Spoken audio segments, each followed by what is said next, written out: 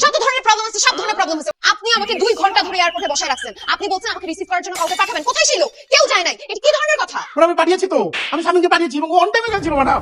আপনি এই ধরনের বুলশিট টাইপের কথাবার্তা বলবেন।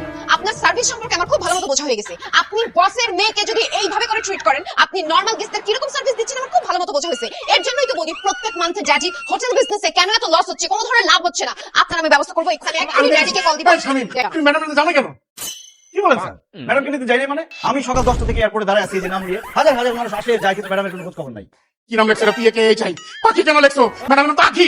স্যার এখন যদি কথা বলবেন না, কালকে কিন্তু আপনি বলছেন ম্যাডামের নাম পাখি, আমি পাখি লিখে দাঁড়াইছিলাম। উনি যখন বললেন যে ম্যাডাম একটা বদমেজাজি, বদডাকি, অসভ্য, বেয়াদব, বাপের টাকা উড়াইতেছে, বাবার কলিজা খাইতেছে বললেন না, আমার মনে হয় কি ম্যাডাম অসভ্য।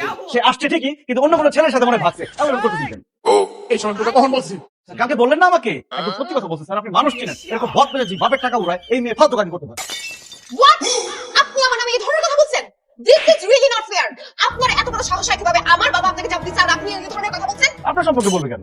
উনি বলছে আমার যে মালিক আছে, মালিকের মেয়ের সম্পর্কে, উনি সত্যি ফাউল একটা মেয়ে, বাপের টাকা উড়ায় শুধু। তাহলে উনি কে? উনি তো আমাদের ম্যাডাম আখি, উনাকে তো আমি তোমাকে এয়ারপোর্টে পাঠিয়েছিলাম।